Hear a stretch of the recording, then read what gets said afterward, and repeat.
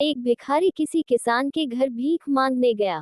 किसान की स्त्री घर में थी, उसने चने की रोटी बना रखी थी। किसान जब घर आया, उसने अपने बच्चों का मुख चूमा। स्त्री ने उनके हाथ पैर धुलाए, उसके बाद वह रोटी खाने बैठ गया।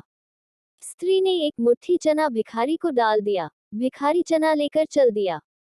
रास्ते में भिखारी सोचने लगा, हमारा भी कोई जीवन है। दिन भर कुत्ते की तरह मांगते फिरते हैं, फिर स्वयं बनाना पड़ता है। इस किसान को देखो, कैसा सुंदर घर है। घर में स्त्री है, बच्चे हैं, अपने आप अन्न पैदा करता है, बच्चों के साथ प्रेम से भोजन करता है। वास्तव में सुखी तो ये किसान है। इधर वह किसान रोटी खाते खाते अपनी स्त्री से कहने लगा, नीला बैल बहुत बुढ़ा हो गया है, अब वह किसी तरह काम नहीं देता। यदि कहीं से कुछ रुपयों का इंतजाम हो जाए तो इस साल का काम चले। साधुराम महाजन के पास जाऊंगा, वह ब्याज पर दे देगा। भोजन करके वह साधुराम महाजन के पास गया। बहुत देर चिरौरी विनती करने पर 1 रुपया सैकड़ा सूद पर साधु ने रुपये देना स्वीकार किया। एक लोहे की तिजोरी में से साधुराम ने एक थैली निकाली और गिनकर रुपये किसान को दे दिए। रुपये लेकर किसान अपने घर को चला। वह रास्ते में सोचने लगा, हम भी कोई आदमी हैं, घर में 5 रुपये भी नकद नहीं। कितनी चिरौरी विनती करने पर उसने रुपये दिए हैं। साधु कितना धनी है, उसके पास सैकड़ों रुपये हैं। वास्तव में सुखी तो ये साधुराम ही है। साधुराम छोटी सी दुकान करता था। वह एक बड़ी दुकान से कपड़े ले आता था और उसे बेचता था। दूसरे दिन साधुराम कपड़े लेने गया। वहां सेठ पृथ्वीचंद की दुकान से कपड़ा लिया। वह वहां बैठा ही था कि इतनी देर में कई तार आए। कोई बंबई का था तो कोई कलकत्ते का। किसी में लिखा था 5 लाख मुनाफा हुआ, किसी में 1 लाख का। साधु महाजन ये सब देखता रहा। कपड़ा लेकर वह चला आया। रास्ते में सोचने लगा, हम भी कोई आदमी हैं, 100-200 जुड़ गए, महाजन कहलाने लगे।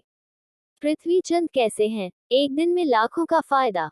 वास्तव में सुखी तो यह है। उधर पृथ्वीचंद बैठा ही था कि इतने ही में तार आया कि 5 लाख का घाटा हुआ।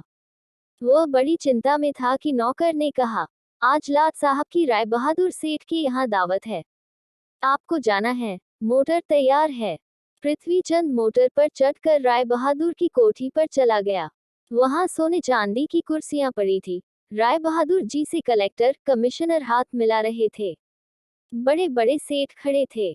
वहां पृथ्वीचंद सेठ को कौन पूछता, वे भी एक कुर्सी पर जाकर बैठ गया।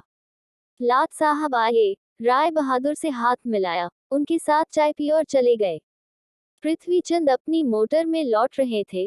रास्ते में सोचते आते हैं, हम भी कोई सेठ हैं, 5 लाख के घाटे से ही घबरा गए। राय बहादुर का कैसा ठाठ है, लाट साहब उनसे हाथ मिलाते हैं।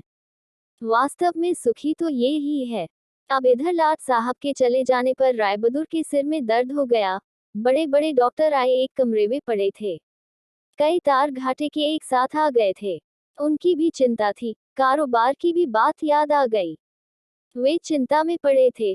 तभी खिड़की से उन्होंने झांक कर नीचे देखा। एक भिखारी हाथ में एक डंडा लिए अपनी मस्ती में जा रहा था।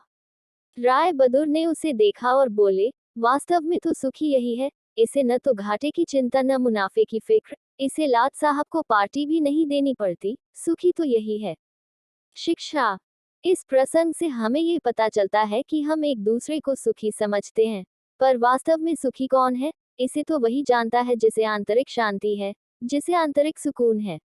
आप चाहे भिखारी हो चाहे करोड़पति हो, लेकिन आपके मन में जब तक शांति नहीं है तब तक आपको सुकून नहीं मिल सकता।